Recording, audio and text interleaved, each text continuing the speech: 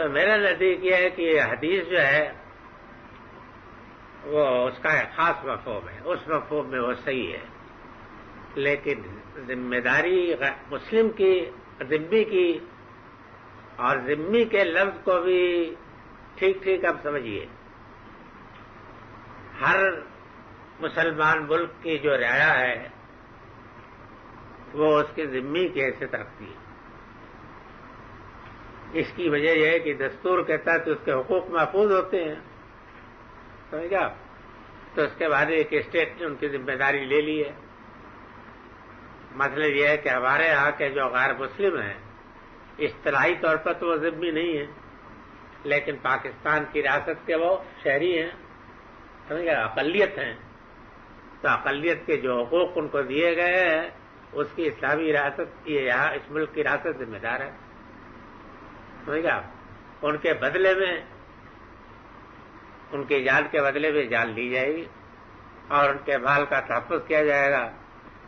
قانونی طور پر جو کچھ ان کے حقوق تسلیم کیے گئے وہ سب کے سب مانے جائیں گے، یہ ہوگا. باقی رہ گیا کہ بعض چیزیں اور بھی ہیں جو کھٹکتی ہے. بعض لوگ کہتے ہیں کہ باپ اگر بیٹے کو قتل کر دے تو اس کا بھی وہ نہیں لیا جائے گا. اس میں تو کوئی شبہ نہیں کہ باپ کے لیے بیٹے کو یا بیٹی کو قتل کرنا خلاف فطرت ہے، بالکل امکان نہیں ہے، نیچر کے خلاف ہی ہے، انسانی فطرت. لیکن بعض ایسے سنگین واقعات بھی ہو جاتے ہیں کہ جب یہ اعتراف کرنا پڑتا ہے کہ باپ اور بھائی کے عمل پر صبر کے سوا کوئی چارہ نہیں ہوتا. فرض کر لیجئے کہ کسی کو اس کی بیٹی کی وجہ سے اس کی عزت و ناموس خطرے میں ہے یا بھائیوں کو خطرہ محسوس ہوتا ہے، تو ہوتے ہیں واقعات. تو چونکہ خلاف فطرت ہے یہ کہ باپ بیٹی کو یا بھائی بہن کو قتل کر دیں، تو اس کے متعلق میری رائے یہ ہے کہ یہ قاضی کے فیصلہ کرنے کا معاملہ ہے کہ فی الواقع محرکات ایسے ہیں کہ جس کی بنا پر یہ نتیجہ یہ نکل سکتا ہے کہ باپ بیٹے کو یا بیٹی کو قتل کر دے، تب یہ ہے کہ اور سزا دے دے گا. اس لیے کہ قانون ہاتھ میں لینے کا تو ان کو حق نہیں ہے. قانون ہاتھ میں لینے کے جرم کی سزا میں ان کو کچھ اور سزا دے سکتا ہے، قتل سے زیادہ بری کر سکتا ہے، لیکن مطلق بری کوئی نہیں ہو سکتا. یہ بات کہ بیٹا باپ کی کمائی ہے اس لیے باپ اگر قتل کر دے، یہ معمول بات ہے، غلط بات ہے، یہ نہیں چیز. محرکات دیکھے جائیں گے اور یہ فیصلہ عدالت کے کرنے کا ہے، مفتی حضرات کے کرنے کا نہیں ہے. سمجھا؟ سزا تبدیل ہو سکتی ہے. دیت کا معاملہ اس معاملے میں کام نہیں کر سکتا، اس لیے کہ دیت کے تو خاص ضابطے اور قاعدے ہیں. مان لیجیے لوگ کس طریقے سے طے کرتے ہیں. دیت میں ایک عاقلہ کا مسئلہ بھی ہے. یہاں عاقلہ کہاں موجود ہے؟ یہاں تو نفسی کا مسئلہ ہے، یہاں تو الگ الگ خاندان ہے، عاقلہ تو کوئی موجود نہیں ہے. وہ قانون اپنی جگہ پر ایک بڑے اعلیٰ اصول پر مبنی ہے، لیکن اس میں بہت سے پہلو حل کرنے کے ہیں کہ ان کو ٹھیک ٹھیک سمجھ لیا جائے. اس سلسلے میں یہی باتیں وہ ضروری تھی اس آیت میں. یہ جو قابل توجہ ہے کہ میرے نزدیک غیر مسلموں کے حقوق ہر اسلامی حکومت میں دستور کے تحت ہے، وہ سب ذمہ کے حقوق ہیں، اور اس معاملے میں حناف کا فتویٰ جو ہے ٹھیک ہے، مضبوط ہے. فمن عفی لہ من اخیہ شیء فاتباع بالمعروف، تو جس کے لیے کچھ معاف کر دیا گیا اس کے بھائی کی طرف سے، تو اس معاملے میں دستور کے مطابق پیروی کرنا اور خوبی کے ساتھ ادا کرنا. کچھ معاف کر دیا گیا یعنی قصاص جانی کے بدلے دیت لینے پر راضی ہو گئے. یہی ہوگا مطلب, اور تو کچھ نہیں ہو سکتا. جس کے معنی یہ ہوئے کہ دیت بھی در حقیقت قصاصی کا ایک حصہ ہے. اب یہ ہے کہ جان کو بخش دیا اگر کسی کے, تو اس کے معنی یہ ہے کہ دیت لینے پر وہ راضی ہو گیا, یہ مطلب ہے. تو دیت کے معاملے بھی ہدایت کی ہے کہ دستور کے مطابق دستور کی پیروی کی جائے. دستور سے مطلب ظاہر ہے کہ عرب کا دستور ہے, وہاں سمجھ گیا, کہ اس کی پیروی کی جائے.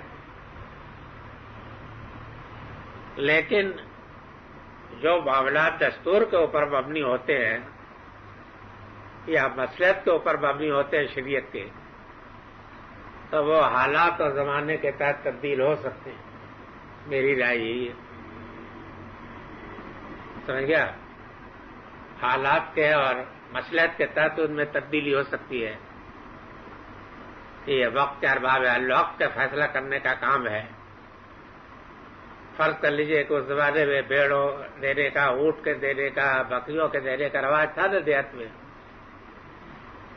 تو اب اونٹوں اور بکریوں کے دینے کا تو زمانہ نہیں. اب اس کے لیے فیصلہ کیا جائے گا, پھر زمانے کے حالات کے لحاظ سے فیصلہ ہو جائے گا.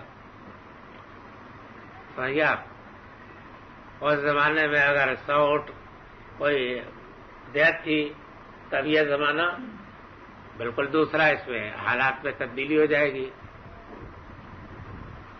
تو اصول یہ ہے کہ دستور جو ہے, ہر وہ دستور معتبر ہے جو شریعت کے کسی حکم کے خلاف نہیں. اصول یہ ہے. تو آپ کے دستور میں اگر اس طریقے کی کوئی تبدیلی ہوگی تو وہ شریعت کے خلاف نہیں ہوگی, بشرطے کہ وہ شریعت کے خلاف کوئی تبدیلی نہ کی جائے.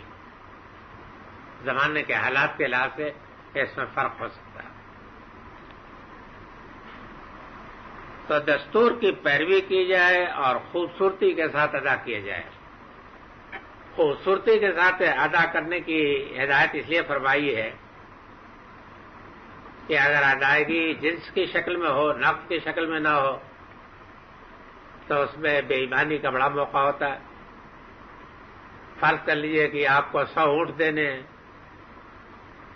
یا 200 بکریاں دے رہے, تو ایسے اونٹ بھی دے سکتے ہیں کہ وہ کسی کام کے نہ ہوں, یا بہت سے اس میں ناقص ہو سکتے ہیں, بوڑھے ہو سکتے ہیں, سمجھ گیا, چھوٹے بھی ہو سکتے ہیں. ایسی بکریاں دے سکتے ہیں کہ جن کا گوشت کی حلت و حرمت میں کا بھی سوال پیدا ہو سکتا ہو. یہ سب ہو سکتا ہے. تو تاکید یہ ہے کہ خوبی کے ساتھ رکھی جائے, اس لیے کہ اگر کسی شخص نے آپ کے جان پر اقتدار پانے کے باوجود آپ کی جان بخش دی, تو اس کے معنی کچھ نے بڑا نیکی کا کام کیا ہے. اب یہ ہے کہ لوگوں کو بھرتی نہیں کرنی چاہیے, بلکہ پوری جذبہ فیاضی کے ساتھ ادائیگی دیت کی کرنی چاہیے. بہتر سے بہتر طریقے پر ادا کرے تاکہ یہ جو نظام قائم کیا گیا ہے یہ چل سکے. تو باقی رہ گئی کہ یہ بات کہ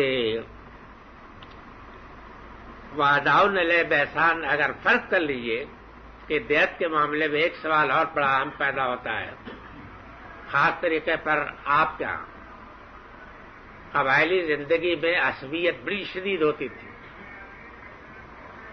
قبائلی زندگی میں تو ہر شخص اپنے خاندان و کنبہ اقربا کا اتنے شدید غیرت اس معاملے میں رکھتا تھا کہ آپ نے دیکھا ہے کہ حضرت حمزہ نے اسلام قبول کر لیا صرف اس غیرت میں کہ میرے بھتیجے کی توہین کیوں کی. یہ اللہ کی عنایت تھی کہ اس نے ان کے سینے کھول دیا, لیکن انہوں نے قبول کر لیا.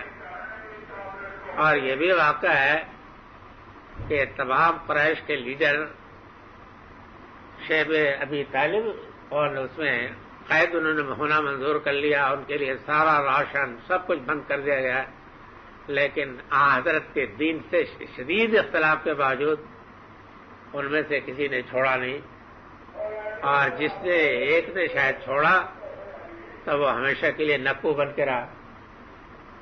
حل میں آپ پہ اگرچہ یہ مسئلہ میرے سامنے واضح طریقے پر نہیں ہے کہ واقعی اس نے چھوڑا بھی تھا یا راویوں کے کمزوری، روایت یہ موجود نہیں ہے، سب جان دے دیتے تھے.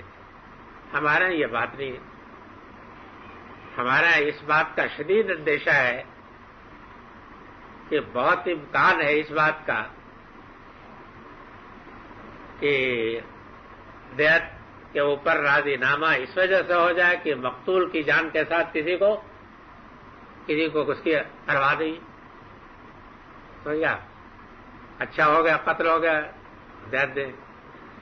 اس بات کا بھی اندیشہ ہے کہ دباؤ پڑے گی، دیت دلوا دی جائے، اس سے چھڑا دیا جائے.